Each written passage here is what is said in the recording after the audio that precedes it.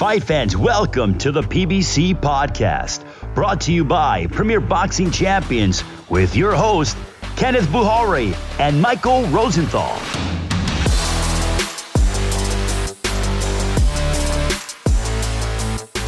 Welcome to the PBC Podcast.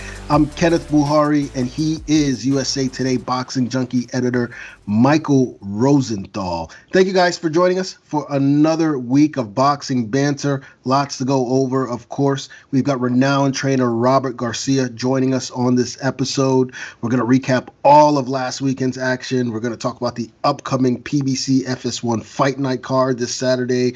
And in our toe-to-toe section, we're going to take a look at the top 3 questions we have heading into the Errol, Spence Jr., Danny Garcia World Welterweight Title Showdown. That's Saturday, December 5th on FOX Sports Pay-Per-View, live from AT&T Stadium in Texas, where there will be fans in attendance. But as I said, we've got lots to go over, and we're going to start with some current headlines. Saul Canelo Alvarez, one of the biggest names in the sport, the best fighters in the world, said he's got a big announcement today, and we suspect it will be against WBA super middleweight champion Callum Smith in December. Still hasn't been announced, as I said. We're still waiting, so maybe we'll get a surprise. But if it does happen, Mike, I think that's a pretty good fight, no? I like it. It's a real fight, in spite of what some people might think. Smith is a big, well-schooled, 168-pound title holder. He's not coming off a great performance against John Ryder in his last fight, but he's a good fighter and a legitimate threat to Canelo. Do I think Smith will win the fight? No, I don't think he's quite in Canelo's class. Few fighters are.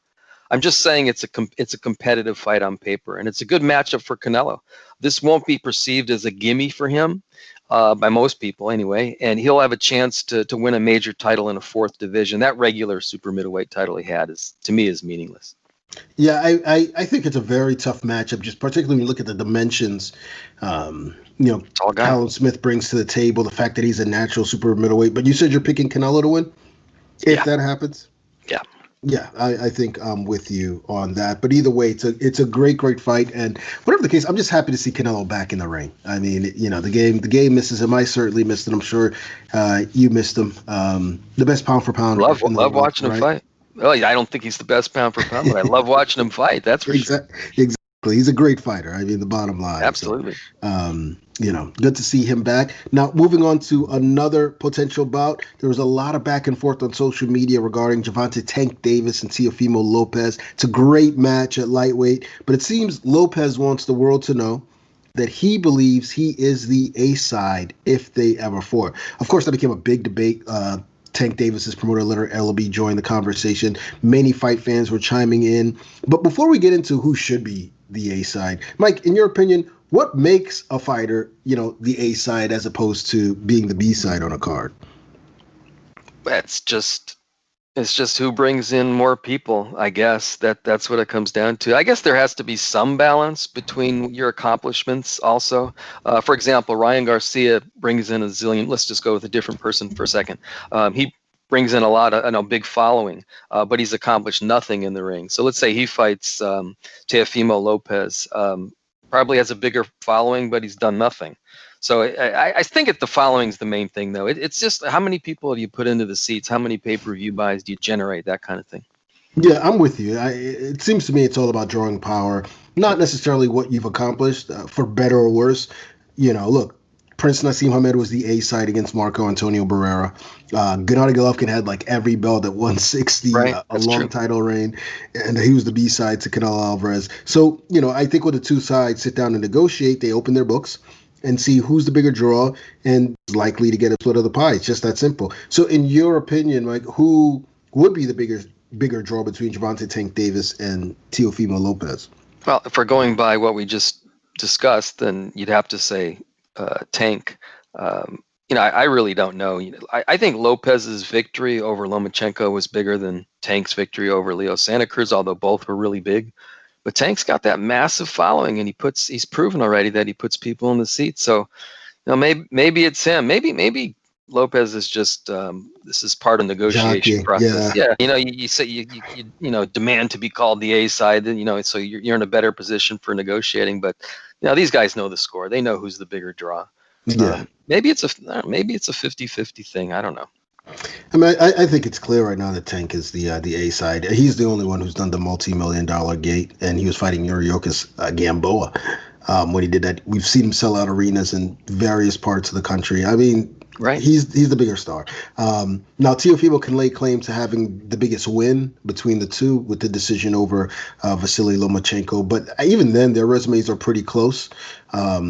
Beyond that, but anyway, that's besides the point. I mean, I think we both agree Tank is the A side. Now, here's something else that we probably agree on. The masses definitely agree on, and that is the new Bridger weight division. Don't know if you guys saw this, but the WBC announced this new weight division, which will be between cruiserweight and heavyweight. Again, it's called Bridger weight. The weight limit will be 224 pounds, I believe. The announcement was met with groans, of course. Mike, I'm assuming you were one of those people. Mostly groans. Yeah. I think there's some positives. I'm being a little generous here, but there are some positives. It makes sense on some level. Smaller heavyweights are at a size disadvantage against the biggest heavyweights. Guys like Fury and Joshua are just behemoths. I think it also makes sense to drop the cruiserweight limit from 200 to 190 if you're going to add this new division. One could argue that there's too big of a gap between light heavyweight and cruiserweight as it is now. Yeah. So those are the positives. Just give me the cue to give you the negatives. Yeah, go fire away. Well, number one, smaller heavyweights have had success. The best example is Evander Holyfield, but there are more. Look at what Povetkin, a smallish heavyweight, just did against Dillian White, one-punch knockout. Deontay Wilder is a small heavyweight in terms of weight. He's a small guy. Yeah. I keep imagining what he would do at this Bridgerweight. That would be pretty devastating. That wouldn't be fair. Yeah. Also, as we've discussed, ad nauseum, there are too many weight classes as it is. 18 to me, 17 seems crazy to me. 18 seems a little bit more crazy. I actually have an idea, if you will.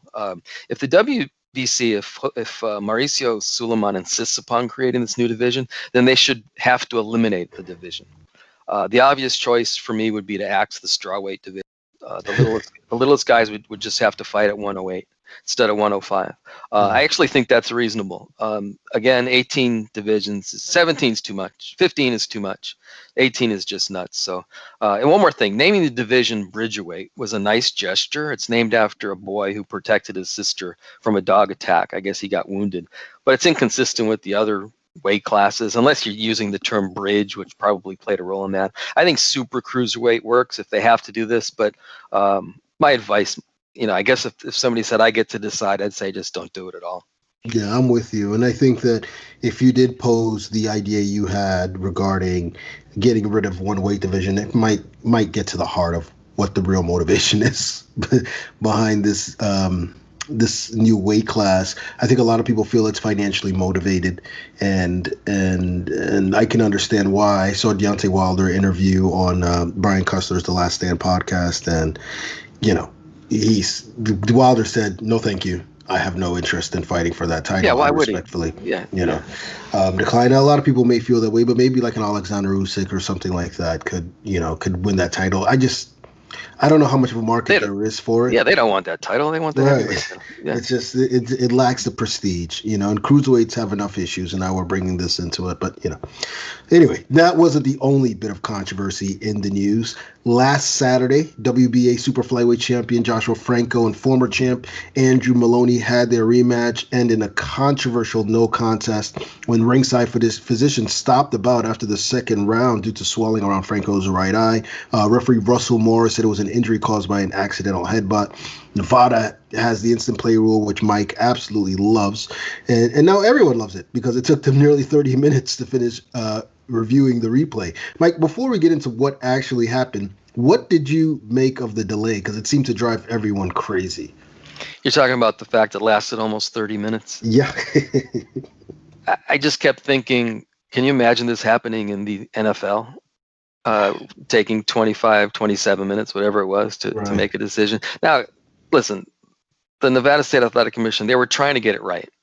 There was immediate pressure to review it, so they tried to get it right. It just took way, way, way too long. But I think the thing that bothered people the most was the fact that people weren't, that the Nevada got it right.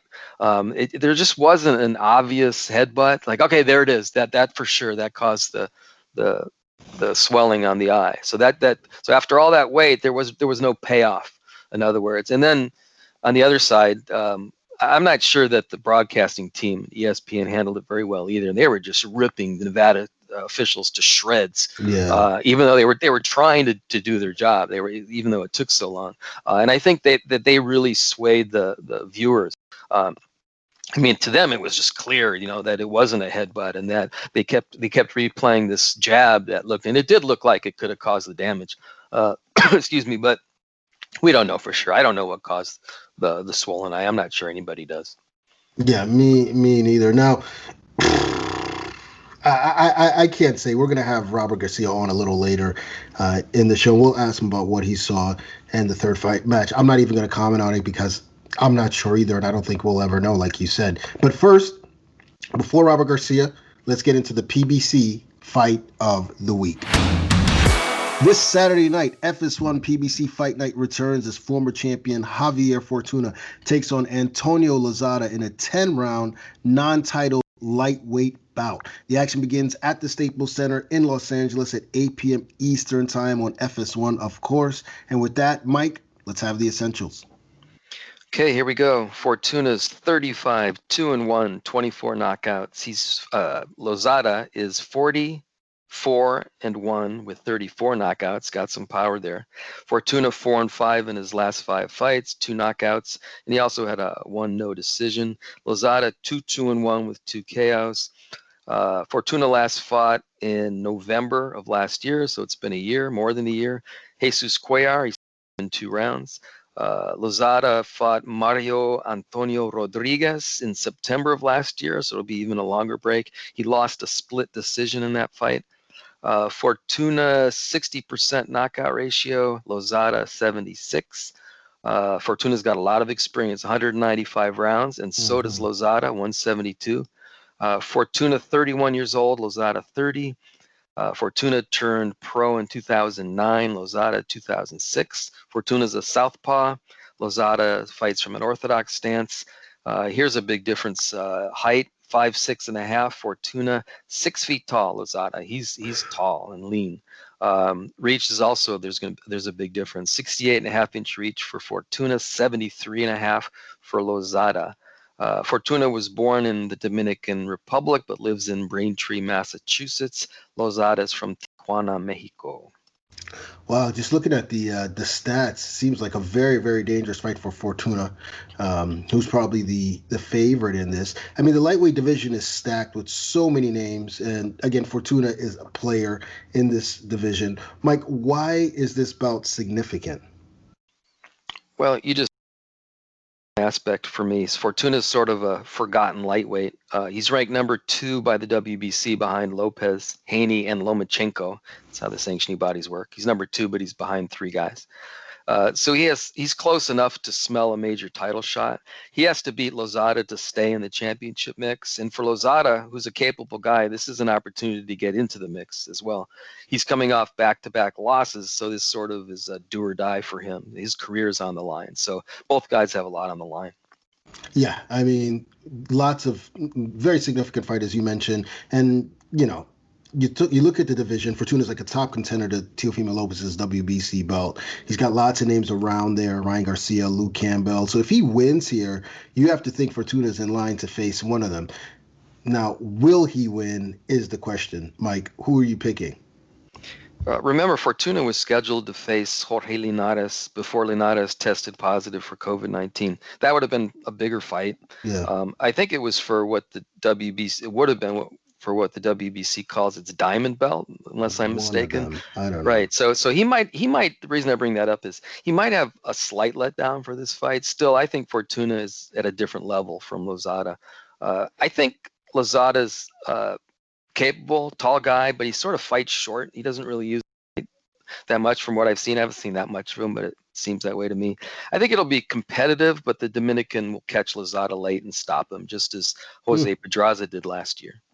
Well, I like Fortuna to win a 10-round unanimous decision, which means that it'll be status quo in our prediction league. I'm in first place, 29-5-1. Mike is 28-6-1. And with that, we're going to take a quick break and be right back with our interview this week.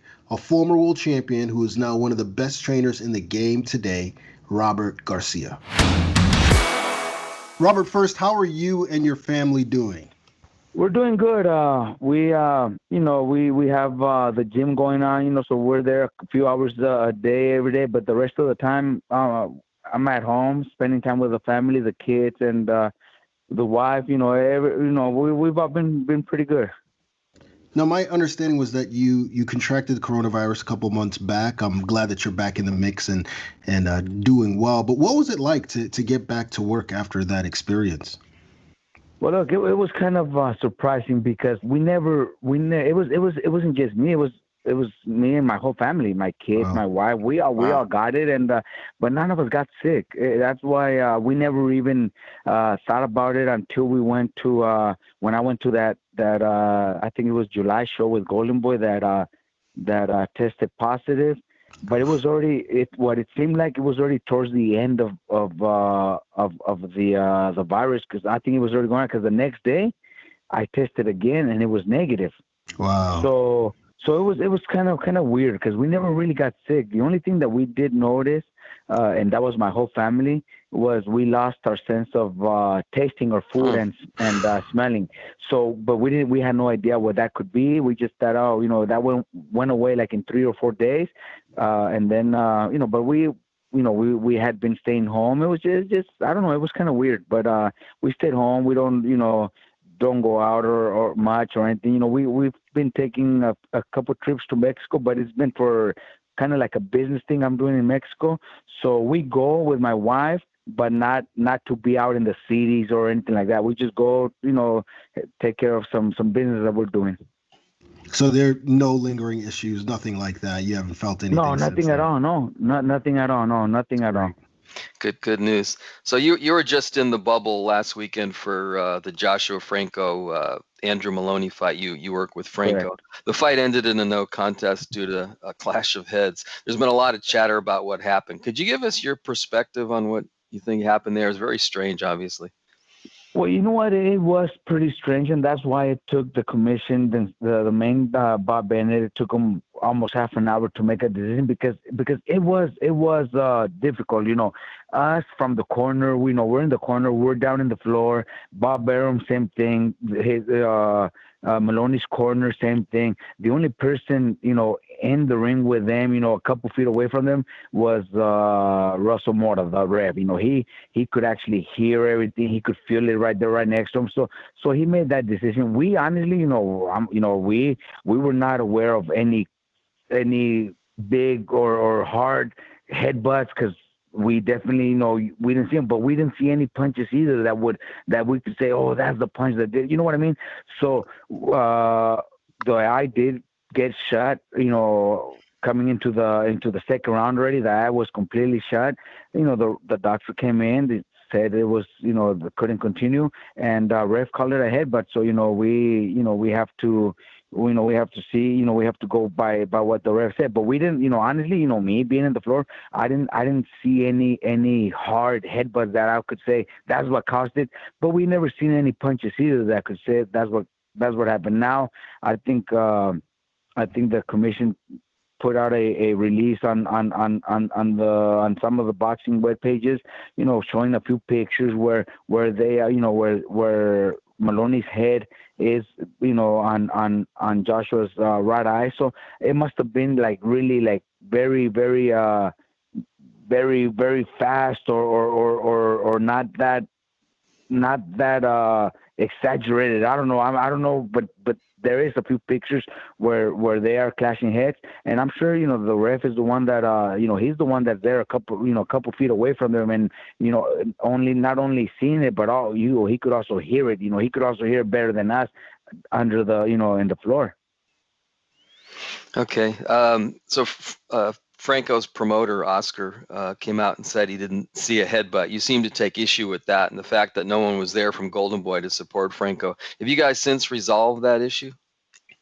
Well, no, since Joshua signed with Rick Morrigan, Rick is the one taking care of all that. I think that's something that I feel a little bit better because I don't have to fight with Robert Diaz or Eric Gomez or Oscar De La Hoya about stuff like that. I like to keep good relationship with everybody, and now it's Rick handling everything. Or else it would have to be me. We didn't like the fact, what Oscar, tweeted, honestly, which promoter does that about his own fighter. But look, I really don't know where he was watching the fight, or I have no idea. I'm watching it on TV, probably even worse, especially when ESPN and commentators, all they're talking about is, oh no, there was no headbutts, and then, not showing everything that really happened, because they were actually, working for Top Rank and promoting Maloney more than Joshua Franco, who is a kid that's coming from another promoter.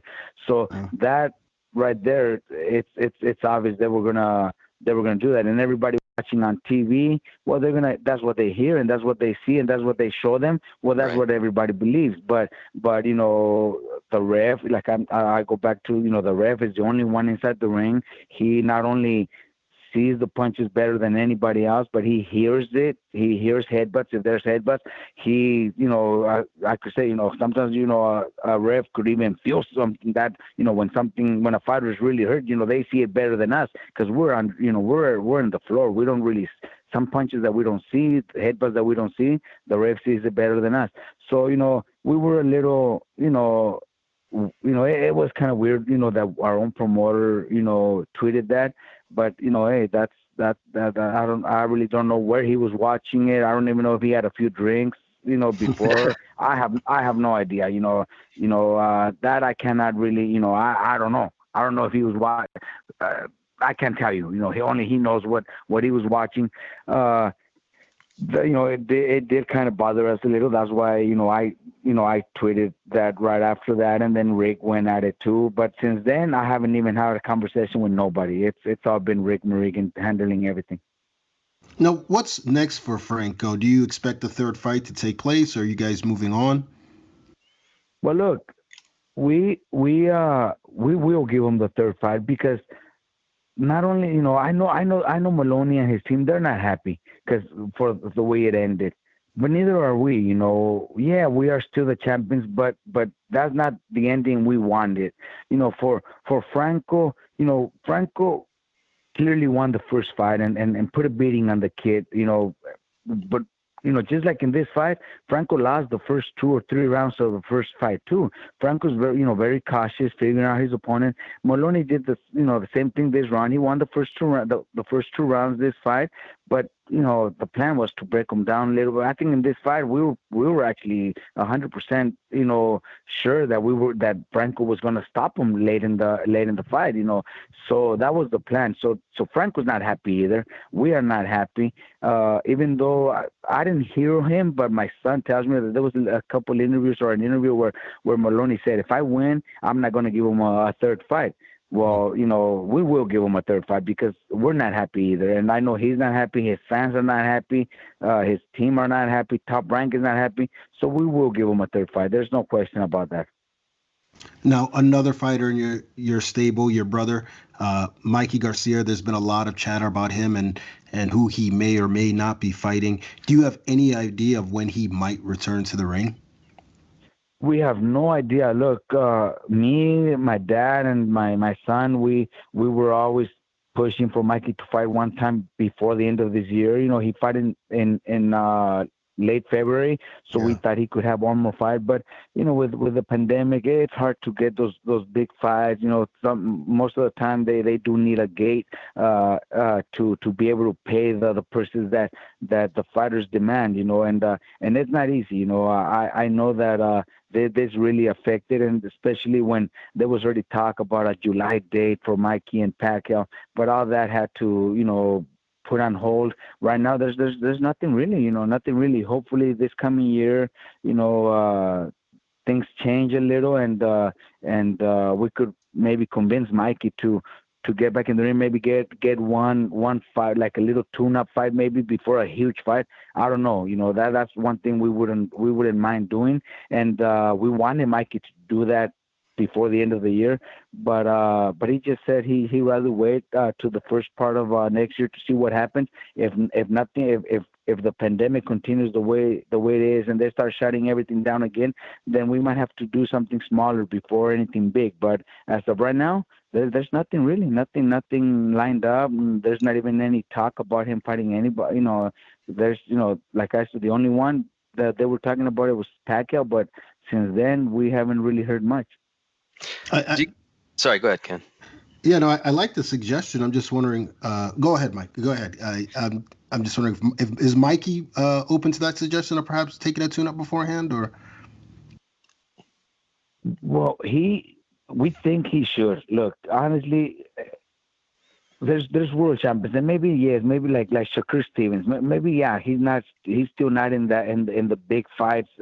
He still hasn't had any big $1 million paydays, but he, they are fighting without even defending his title. I think Navarrete did the same thing, or they come in, they defend they just get a 10-round fight. They still get paid well, but obviously a lot less than defending the titles. That's one thing we told Mike. Look, there's world champions doing it. There was world champions taking smaller fights, 10-round fights against lesser opponents, obviously, but still, they're staying active, to stay in the gym, to keep their body going, not doing nothing at all. But for a reason, I don't know why Mikey just decides he doesn't want to get in the ring unless it's a big fight. Got it. Do you get the sense that he's going to stay at 147, or would he maybe go back down to 140? What do you know about that? I know you initially had reservations about him moving up. For us, the whole team, and we all say, okay, if Mikey does get the Pacquiao fight, well then obviously going to be 147, because Pacquiao is at 147, and Pacquiao is not, is not going to be the taller man or anything like that. He has fought at 147 for many years. He even 154, but he's still not that big like the other guys. So that fight will probably, be okay with it, but I still think 140 is where Mikey should be fighting, and especially with so much talent at 135, that sooner than later they're all going to be at 142. From the Teofimo Lopez to Devin Haney, Ryan Garcia, even Tank Davis. I'm pretty sure they're all going to give it a try at 140, and those would be huge fights for Mikey. But if Mikey is to secure the Pacquiao fight, well then obviously we're gonna go for the Pacquiao fight. But I still think even after that, win or lose, I think 140 should be the best division for Mikey. Interesting. Do you think the Pacquiao fight's realistic? I mean, is that you still optimistic? No idea. Yeah. That could happen? See, that's the thing. I have no idea, and if that's the only fight Mikey's waiting for, well then maybe he's gonna, it's a possibility that he's just wasting his time, because honestly, Pacquiao's also turning 42, if I'm not mistaken, next month. So Pacquiao might just consider just maybe getting easier fights against MMA guys, UFC guys like they've talked about, like Mayweather did, and just make tons of money and not take any chances. You never know what Pacquiao might want to do. But if it doesn't happen, well then Mikey has to actually think of something else. We have to plan other stuff, and there is a lot of big fights at 140 in the near future with Mikey and all those young guys that I mentioned. Yep. Yeah. Now you've been in the opposite corner of Pacquiao twice with Antonio Margarito, Brandon Rios. What do you think has made him so successful over the years? Look, Pacquiao is from having all the dedication he has in the gym, to the heart that he has. He's a very brave man, man. He never questioned who his opponents were. He went in there against Margarito, who's was such a big guy and dominated so easy. He's one of the greatest. He's greats of all time. I don't see why people wouldn't consider him maybe even the best of all time, because what he's done, what he did has been unbelievable. Even now at 41, 42, he's he beat Keith Thurman, who's a solid champion. He's the man is the real deal, man. He's one of those that we don't see in many years. Yeah, yeah. Now, another fighter in your stable is undefeated welterweight Virgil Ortiz. You weren't ringside for his fight against Sammy Vargas, but I assume you had you've watched it and probably dissected it. What were your thoughts on his performance? Man, after that, I got so many calls and from everybody in boxing and family members and everybody telling me how good he looked. The kid is sensational. I think he's the next big thing at welterweight. I think we're not pushing anything anytime soon, but I think by the end of next year, I think he's ready to fight for a title. I think honestly, I do believe he could really. He has the power, the strength, the dedication, the mentality to beat any of the champions, because he is the real deal. This kid is, because I see him in the gym. This kid trains like nobody else, and and my team is always in great shape, but this kid is unbelievable. He trains. His dad's always with him, and that's another big thing about him, that the dad is always there, making sure he's not making no mistakes, and always, I'm there in the gym, but I'm not there with them after training or before training. The dad's there making sure everything's done correct, from the food to where he goes, what he does on the weekends. The dad's there with him, and he's done a great job. The kid is unbelievable. I think I wouldn't be afraid, to maybe 2 or 3 more fights and fight anybody at welterweight division. Wow. Is there any particular champion that you guys are targeting, or you'd want him to fight the world title against? Well, look, right now with all this politics in boxing, with PBC and Top Rank and Golden Boy and always having trouble making fights happen, we haven't really even decided, that's the one we want to target. I know Virgil would love to fight Errol Spence, especially at the Cowboy Stadium. Both of them from Dallas. He's already mentioned that a couple of times. That that's his dream fight. But look, will we ever see it? It's gonna be hard. Crawford, Spence. Now that Crawford might be a free agent next year, then we might see those fights. But as long as he's the promoters don't work with each other, and it's really hard to see those type of fights, and that's kind of what has affected boxing a little with the ratings and the numbers on TV, because we just don't give them the fight. Yeah. We don't give the fans the fights that they want to see. Right. Speaking of Crawford, we saw him last weekend with his victory over Kell Brook. You've worked with Mean Machine, who fought Terrence in his last bout, his previous bout. What were your thoughts on the Crawford Brook fight? Look, I think Crawford is the best welterweight right now. I think he is the best welterweight out there. Do I think Brook was already had his best moments a few years back? Yes. I honestly I thought it was going to be an easy fight for Crawford, and at the moment that he just landed one punch, he hurt him and finished him. That's what he does best. He's the best at it. I think he is the best welterweight at this moment, and will probably beat any of the other welterweights, any of the other world champions. But he did what he had to do. ESPN, Barbarian, they try to sell the fight as Brook coming in, very dangerous opponent, a big threat for Crawford, but that's their job. That's their job. Their job is to try to sell it to TV, right, to the fans, so they could believe it. But Brook had no business in there against Crawford. Let's just be real. Robert, switching gears for a second, I've heard Floyd Mayweather sing your praises as a trainer, and he's also said that he believes in order to be a good trainer, you had to have fought yourself. Now, you were a world champion. Is that something you agree with? Look, I do agree with, because look, I know what it is like to be in the ring. I know there's a lot of times that fighters might even be hurt or a little tired, and a trainer that hasn't done it is not gonna see that. I see all that because I fought before, and during the rounds, during the fights, maybe other trainers won't catch it, but me, because I'm a former fighter. I see. I know when a fighter is hurt. I know when the fighter's maybe already thinking negative about himself during a round or something. So that's our job, to try to switch him around. Mayweather is starting to do stuff like that. I see him doing a little bit of training. Well, he's gonna bring to the fighter something that a trainer that never fought cannot do, because we did it before, even in training, in training camps. I went through hard training camps with my dad. My dad never had a professional fight, so he was very strict, very, very, very hard on us, me and Fernando Vargas. But there was times where our bodies needed some rest, but we wouldn't get it because they don't feel it. Now I know.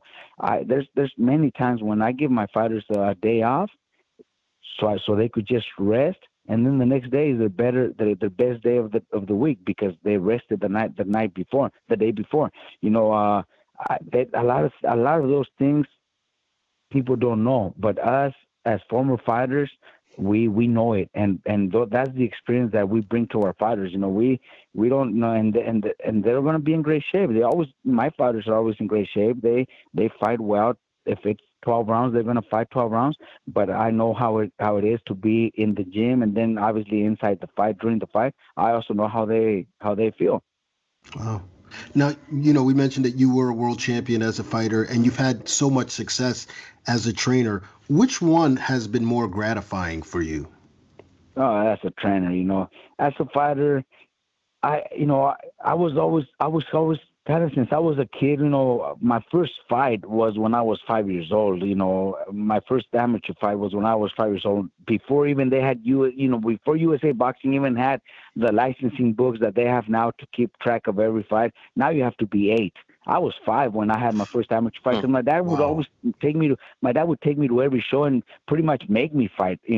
Throughout my career, it was all my dad. It was mostly my dad bringing me to the gym, and I loved it. I liked it, but it wasn't something really that I really loved. I don't know, something I just didn't.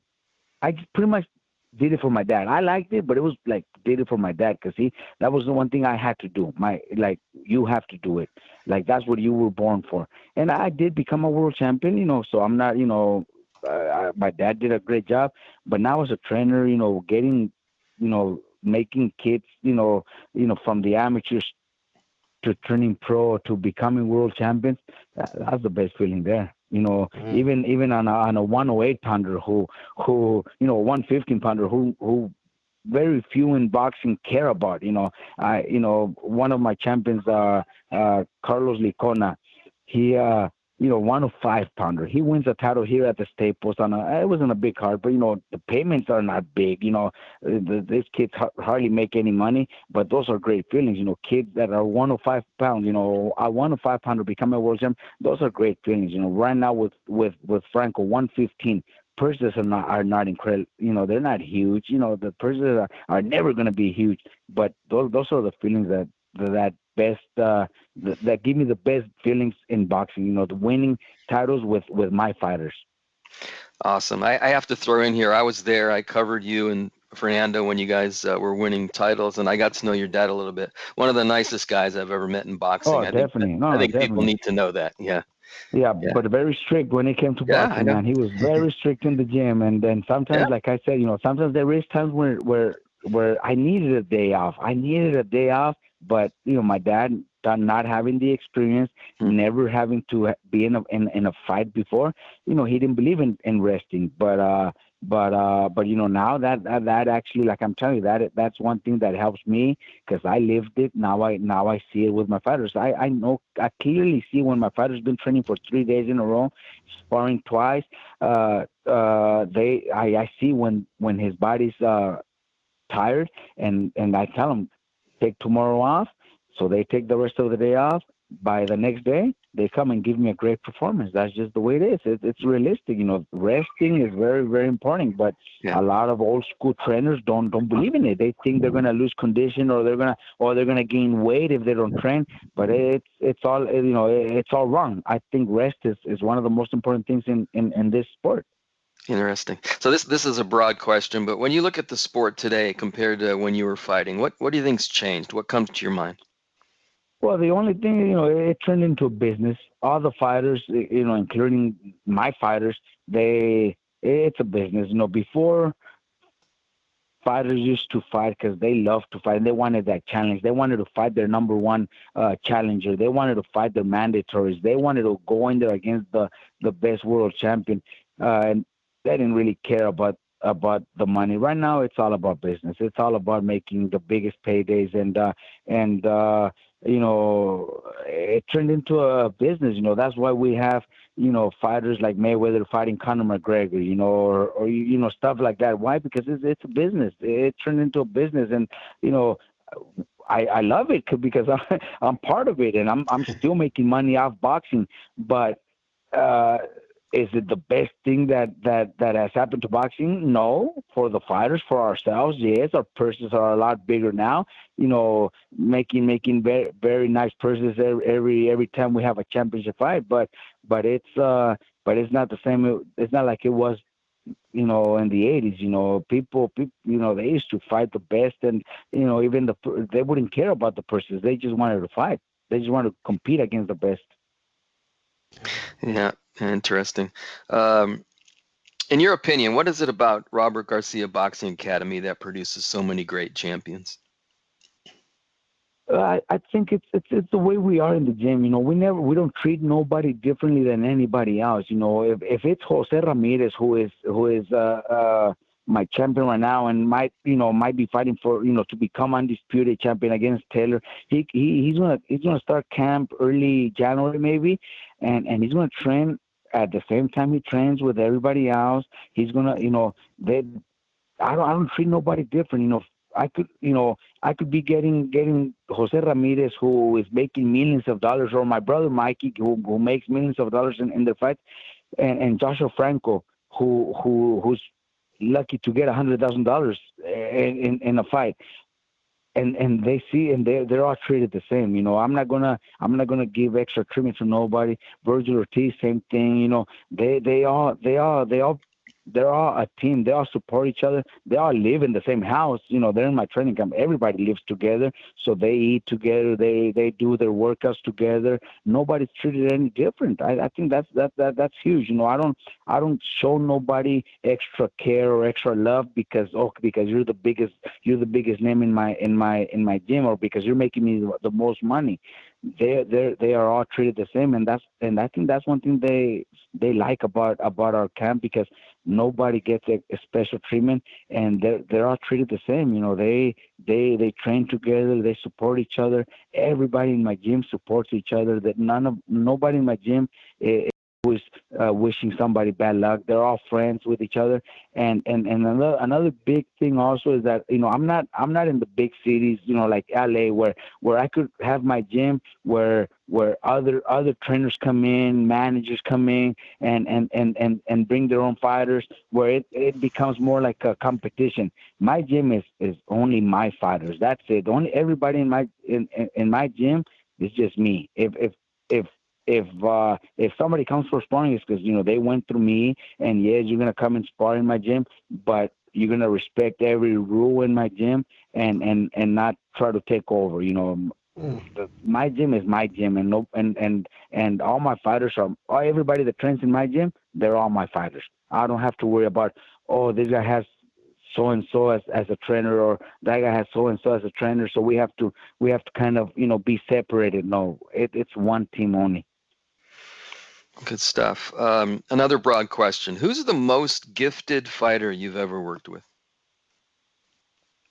Gifted fighter I've ever worked with, I would probably say Nonito Donaire right now, but I have this young kid right now, Franco's little brother, Bam Rodriguez. You probably seen him on ESPN. His last fight, it was just one round. That kid is so talented, man. Still haven't been able to, show him that much, because obviously he's only a 108 pounder, but that kid is talented. In my gym, everybody, not, all my fighters, I have middleweights, like Falcao, who is a silver medalist. I have Misael Rodriguez, who is a bronze medalist, but all those guys, they see this kid spar in the gym, and they joking around, but they do say, "Fuck, I'm glad he's not a 160 pounder," because this kid in the gym, he's unbelievable, man. He nobody could hang in there with him in sparring. My dad is very strict when it comes to selecting who could be great in boxing. My dad is, even in my gym, my dad tells me, look, you have a very good stable, but there's those few that are going to be great. But the rest, they could be champions, but they're not going to be great. And I agree with him. I agree. But he goes and sees this kid sparring. He tells me, man, you're gonna have to make him. You can't even put him in there against featherweights because he's beating them up. You're gonna have to get him in against Mikey and Jose Ramirez because this kid is good. This kid could really fight. But like I said, he's only a 108 pounder. But that kid is a real deal. Now, he's only 20 years old. What's 20, next for him? Yeah, is he? Well, look, I believe he was supposed to fight on the 14th also with his brother, but there was too many fights where they couldn't put him on the card, so he's fighting on the 12th, December 12th, okay. And but he's already ranked number 2 in the world in the WBO. So I think Mr. Honda and Top Rank are gonna work together to get him to do a mandatory against the WBO champion sometime next year. I'm hoping it's maybe the champion's next fight, because he just fought also. The champion just fought like a few weeks ago. Elwin Soto is his name, Elwin Soto. So if we could get the WBO to force for a mandatory, that's what we're going after. Because I think the kid is ready to be a world champion already. Oh. Now, we'd like to get your expertise on a few upcoming fights. Some of them are fantasy fights, but we just want to get your take. So we're going to throw a couple fights out there just to get your take. And one of them, obviously, the December 5th fight, Errol Spence Jr. versus Danny Garcia. How do you see that playing out? Look, I still have to question that accident that Errol Spence had, because we haven't seen him in a fight. They've said that he's looking really good in sparring, but in the fight, I think is where I want to see. I still see Errol Spence winning by decision, because Danny's not going to be that easy to be knocked out. But I see Errol Spence winning by decision. But I also wouldn't be surprised if Danny lands. Danny's probably one of the strongest welterweights at the moment right now. So yeah. I think Danny could actually land, and if Errol Spence jaw or something is not 100% from that accident, then he might get hurt, and Danny will finish him. So it's I'm excited about this fight. It's one of the fights that I'm actually looking forward to. Teofimo Lopez versus Lomachenko was probably the biggest one that I was actually looking forward to. But now Danny Garcia versus Spence is something that I'm really looking forward to. But I think Spence by decision. Mm-hmm. Canelo Alvarez versus Callum Smith. I think Canelo is the best fighter in the world right now at the moment. So I don't think Smith has what it takes to beat Canelo. It's still interesting. It's still going to be a good fight, but I see Canelo winning. I probably see Canelo stopping Smith. Oh, now what about Canelo versus Caleb Plant? See, that's a little more. I think I still think Canelo wins, because I think Canelo's really good. I think Canelo's defense and power. I think he's really good. I think he's pound for pound the best fighter in the world. Mm. But those guys are big. Bigger guys, a lot much taller. That could really box. So it's interesting. To see the one that I would, and I think we might be, now that Canelo's a free agent, we might see it. I want to see Canelo against Charlo, because Charlo's last performance was great. He looks, to me, he showed me that he's up there in the best pound for pound. He should be in the pound for pound list, and he could fight. He looked really good. So I think that fight is probably the one that's really going to test Canelo to show how good he is. Wow. Going to the heavyweights really quick. Deontay Wilder versus Tyson Fury 3, assuming they fight at some point. Well, assuming they fight, I think I have to go with Tyson Fury, especially from what we've seen with Wilder, the things that he's been saying. I don't know. Like, to me, something's wrong with him. To me, there's something going on with his life, with his, maybe even his physical, his body. I really don't know. From when I seen the rematch. And the first thing, I think it was with my wife that I was watching it. And when the bell rang, the first few minutes, even before he got dropped, right away, the first thing I told my wife is like, something's wrong with this man. I don't see his legs. His legs were not there even before he got dropped. And then around later, he got dropped and then got stopped in, I believe it was the 7th. So I kind of seen something wrong with him. So it wasn't the Fury. I mean the Wilder that I've seen before. Bully type of guy that goes in there to knock anybody out.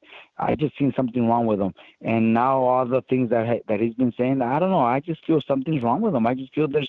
I think he needs help. Besides, maybe even take some time just to get help, professional help. I think he needs it. Wow. Now, what if he fought Andy Ruiz? If Wilder fought Andy Ruiz, how do you see that fight playing out? Well, right now with Wilder, like I said, I think he'll have trouble with anybody. I think anybody could beat him. Especially, I think Andy Ruiz might beat him. From what I've been seeing and everything on videos that he's been posting up. I think he shouldn't fight right now. I think he should get professional help instead. Interesting. Okay, before we close it out, I have to ask you this. This is something that we've talked about once, as to who the greatest Mexican fighter of all time is. These obviously everybody just defaults to Julio Cesar Chavez, but I wanted to get your thoughts on that. And if I don't say Julio Cesar Chavez, people in Mexico are going to jump me. They're going to jump me because I have to say Julio Cesar Chavez. But honestly, I think talent-wise, I think maybe Marquez was better, Finito Lopez was better, but to me, Salvador Sanchez.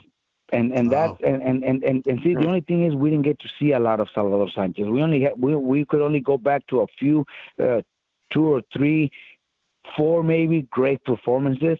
Chavez had a lot more. Chavez, he had all his career to show the Mexican fans what he does in the ring, and so they could fall in love with him. But I think Salvador Sanchez would have been better. I think Salvador Sanchez would have been better than Chavez if his career would have gone the whole distance. He died at 23, so he wasn't able to show us. But I think just what he showed us, those few big fights that we've seen, I think he would have been better. You didn't mention Canelo. Where do you think he fits in? No, well, because he's still active. We're talking. I'm talking about the ones that have already become legends in Mexico. But I think Canelo's on his way to being the best Mexican of all time. And for that, I know I already have got a lot of people to disagree with me. And everybody loves Chavez. Everybody loves Chavez. And if you don't say Chavez, then you're not Mexican. But Canelo's still fighting. Canelo still has a lot left. He's young. He could still fight for another 10 years if he wants. So by then, I think he's going to prove that he is the best Mexican of all time. Yeah. Very cool. Robert, obviously you're one of the busiest guys in boxing. We really appreciate you taking the time to do this for us. No problem. Thanks for having me. And you guys know that anytime you guys, I'm one phone call away for any questions or anything. 2 of the best fighters in the world. Errol, dominating. Garcia. 21 knockouts apiece. They fight for their legacy. Who's the greatest of right now? In the biggest fight of the year. You line them up, I'm gonna knock them down. I want you next. Let's get it on. Destiny collides. Undefeated welterweight champion Errol Spence Jr. versus Danny Garcia, December 5th on pay-per-view. I will never back down. All right, we're back, and it's time for the week in review. Last Saturday on FS1, there was a battle of undefeated middleweights in the main event. Amilcar Vidal versus Edward Ortiz. Vidal, the touted prospect, looked great in this step-up bout. Stopped Ortiz in 2 rounds. It looked like it was shaping up to be a good fight until that ending there, Mike, which I thought was kind of premature. Is there anything we can glean from what occurred? Not much. Not much had happened beforehand. But Yeah. man, when he hurt Ortiz with that overhand right in the second round, everything changed just like in an instant. I actually tried counting the punches that followed. It was something like 25 punches, and many of them they were really hard. And many of them landed. It was brutal in the end. I've heard other people say it was premature. I thought it was right on the stoppage. I thought the guy. That's for sure. Yeah, I thought he was defenseless. If I have a criticism of Vidal, maybe is he loads up a little bit too much instead of just using his skills and waiting for the knockouts to come. I don't remember him throwing one combination until after he landed the big shot. But hey, it's hard to quibble with a second round knockout. Yeah. I think this kid's good. I think he's got something. And so with that in mind, who do you think would be an ideal next opponent for him? I'm not sure. I wouldn't rush him, but I think he's a talented guy with skills and above average power, maybe even above that. I think he could probably hang with a fringe contender, depending on who it is. Yeah. But I think I took a look at some of the ranked middleweights between, let's say, numbers 10 and 15, and I don't know. There's a lot of good fighters in there. Maybe give him 1 or 2 more fights against second-tier guys. He's only got 12 fights after all, and then maybe look at a step-up fight. Yeah, I'm with you. I looked at that list as well, and I thought, well, maybe Hugo Centeno or Vincent Feigenbutz, but those guys might be a little too soon for him. So I think continue to move him along, and he's still a work in progress, and at some point he can work his way toward those guys. Maybe he's a couple fights away from that. Also, last Saturday, we saw the return of WBO welterweight champion Terrence Bud Crawford taking on former champion Kell Brook. As expected, Crawford delivered the knockout, stopping Brook in 4 rounds. Mike, what were your thoughts on the fight? It looked as if it might turn out to be competitive in the early rounds. Crawford acknowledged that afterward that he had a hard time figuring out Brook, gauging his distance. And then after he picked up his intensity just a bit, bam, he hurt Brook with that sort of jab hook that he threw, and that was the beginning of the end. That's what the best fighters do. They figure things out and then get the job done. I don't think it's a huge victory for Crawford given the opponent. I thought going in that Brook might have been damaged by the brutal losses to the Triple G and to Spence, and I still wonder whether coming down from 54 to 47 at his age might have left him a little bit weakened. I don't know that for sure. It's just kind of a thing I was thinking about. Overall, though, it was a good night for who I think is the number 1 pound-for-pound guy. Yeah, it certainly was a good night for him. Based on our prediction, neither one of us were surprised by what happened in the end. I didn't think Brook looked too hot at the weigh-in, and it seemed to me like his punch resistance was gone. I mean, look, this guy who took heavy shots from Gennady Golovkin and stayed on his feet for 11 rounds, against Errol Spence, took a beating before he succumbed, and now he's getting the fight sucked out of him by the first solid punch that Crawford landed. So, and it was a good shot, but it wasn't a shot that I thought was so concussive that it would have caused that sort of damage. So, but Bud did what he had to do, and that's the bottom line. Now, the question now for Kell, Mike, is where does he go from here? Good question. He showed us a little something early in the fight, as I mentioned. Maybe he settles in at 154 and doesn't bite off more than he can chew again right away. I can see him bouncing back against like a fringe contender, somebody like that. Not a journeyman, but somebody a little bit better than that in his next fight, assuming he wants to continue. He was asked by somebody whether he might retire, and he said he wants to discuss it with those close to him, so we'll see. Yeah, he was talking about retirement even before the fight. He said he wasn't sure, which I thought was a red flag. Look, if he does retire, I completely understand. Maybe he takes the Amir Khan fight. Lord knows they've been talking about that fight forever. Maybe they finally get that, on and over with. But what about Crawford? What do you think is next for him? That's the big question, isn't it? That depends in good part on whether he stays with Top Rank, I think. Yeah. He said after that he wants Pacquiao. He said that before.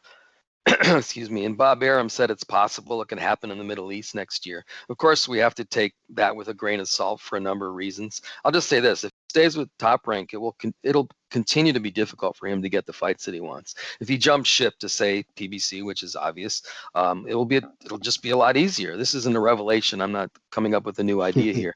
PBC has almost all the top welterweights. Crawford has declined to respond directly to what his plans are in terms of what team he wants to play for, if you will. So we'll just have to wait and see what he decides. Yeah, and you mentioned he said he wants Manny Pacquiao. Funny enough, Errol Spence said the same, assuming he gets by Danny Garcia. No easy task. And so I guess the question is, who gets him next? Who gets Pacquiao next? And look, could be anyone, but there are a lot of top welterweights out there that Bud Crawford can fight. I mean, and most of them are, nearly all of them are on this side. I just don't want it to be, the concentration be solely on Errol Spence. Look, I'd like to see him against any of the top welterweights, and really it'll be the first time he takes on a top welterweight. Whether it's a Keith Thurman, a Sean Porter, your Dennis Ugas. I just don't want him to say, well, if I can't get the Spence fight, then I'm going to go back to fighting a middling contender or, just anybody. I think, look, he's 33 years old. It's now or never, in my opinion. I agree 100%. Two of the best fighters in the world. Errol Spence dominating. Danny Garcia.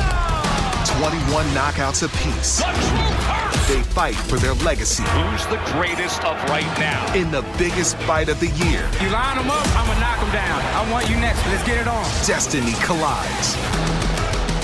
Undefeated welterweight champion Errol Spence Jr. versus Danny Garcia, December 5th on pay-per-view. All right, it's time for Mike and I to go toe-to-toe. Every week in this segment, we discuss or debate a topic or two, and this one is related to the big dance. Saturday, December 5th, undefeated, unified world welterweight champion Errol Spence Jr.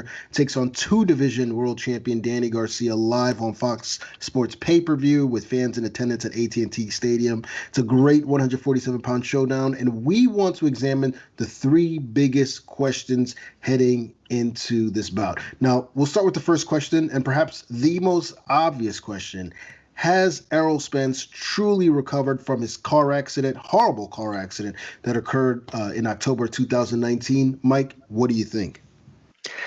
That's the question everybody's asking. Spence, I think Spence at 100% would be difficult for Garcia to handle because he's a naturally bigger guy. He's probably a little bit better all the way around. So that's a tough combination. Spence at anything less than 100% could be a different story because Garcia is a damn good fighter. Spence says he feels great. Derek James, his trainer, says his fighter looks the same as he did before the accident. I believe these guys 100%. I still think that we have to wait and see, though. We don't know what kind of long-term effect an accident like that could have on a person, even if you feel okay. I mean, the guy was ejected from his car, for crying out loud. Yeah. It's amazing that he's even alive. So let's just we're going to have to wait and see. I think he's going to be okay, but who knows? Yeah, I don't. And you're right. We're not going to know until the night of the fight. He certainly looks great. I mean, I watched the virtual press conference last week. He looks lean. He's got the right attitude. He sounds great. He's obviously been in the gym for a while. Apparently, he's looked real good in sparring, which you alluded to. But look, even pre-accident, I wasn't sure if he could handle a big shot from Danny Garcia. A few welterweights can, if any. So I think that would have been an issue either way. Now, speaking of Garcia, he's been an underdog in so many of his big fights and overcome that. On December 5th, he's an underdog again. Are folks sleeping on Danny Garcia? Definitely. I think most knowledgeable people give him a chance to win the fight, especially in light of the car accident. I just don't think they give him enough of a chance necessarily. No. Make of this what you will. In my opinion, Spence barely beat Sean Porter, and Sean Porter barely beat Danny Garcia. That proves nothing. But it does give me the idea that Garcia isn't as far behind Spence as some people might think. Yeah. He's a good, experienced boxer. He has a great chin. He has that left hook, which I think can hurt anyone, as you alluded to. And most important to me, I've always thought of him as just a winner. He finds ways to win fights, or at least give his opponents hell if he doesn't have his hand raised. I think this is a real fight. I won't be surprised at all if Garcia wins the fight. Yeah, I 100% agree with you. I think they're definitely sleeping on him. And I like what I'm seeing and hearing from Garcia. He looks hungry. He's motivated. He's excited. He looks lean. I think the hunger aspect is really important. Guy's won so many world titles. He's made a boatload of money. And I tend to think he got a little comfortable. This is the type of fight that he gets up for, though. He's a significant underdog here. This guy's got one of the best resumes in the sport. High ring IQ. He can box. He can bang. He can counter. Power in both fists. It's an extremely dangerous fight, in my opinion. Now, with that said, and listing all those attributes I just did, Spence said he expects a tactical fight. Mike, how do you see the fight playing out? I don't think it will look like the Spence Porter fight. Let's put it that way. Yeah. Garcia isn't a pressure guy like Porter is. I think Spence is going to try to pick Garcia apart from a safe distance and engage him only in spots during the fight. And I think Garcia is going to be Garcia. He's going to pick his shots as he normally does. He'll let Spence take the lead, I think, and try to counter, but he'll also, take the initiative when he feels he has openings. I'm not saying the fight will be a chess match. That's not who these guys are. They both like to fight, but on their own terms. Right. I think we're going to see plenty of action. It'll just be more measured than we saw in the Spence Porter fight, which got pretty wild at times. Yeah. I don't expect it to be like that. Yeah, that was a brutal fight. I mean, look, I think Errol probably wants it to be a tactical fight. During the virtual press conference, I heard him say regarding Angel Garcia, who's Danny Garcia's father and trainer. He said, "I know that his father is going to want me to stand there and trade, but that's not what we're going to do. I'll be ready for whatever it is they bring." So I think that he's not looking for a tactical match. He's probably looking to box Danny. However, I do think that and Danny's mentioned it as well, that Danny Garcia needs to step it up in this fight, that he's going to need to start faster. He's typically a slow starter. He's going to have to put the pressure on Spence a little bit and at the very least be busier. You're right. He's not a pressure guy. He's certainly not like Sean Porter, but I think he's going to have to do a little more if he wants to win this fight. And now it probably is going to settle into a boxing match at some point, but Garcia should want to check that jaw, early and often. I mean, either way, whatever. We're not going to make our predictions now, but either way, I'm expecting this to be a very, very good fight. We saw what Robert Garcia had to say. He's totally amped for it, and we're going to be discussing it a lot more in the coming weeks. All right, that's going to do it for this week. We want to thank Robert Garcia for stopping by. We want to thank you guys for listening. Be sure to like and subscribe to the PBC Podcast wherever you found us. And be sure to check back in next week for more boxing talk right here on the PBC Podcast.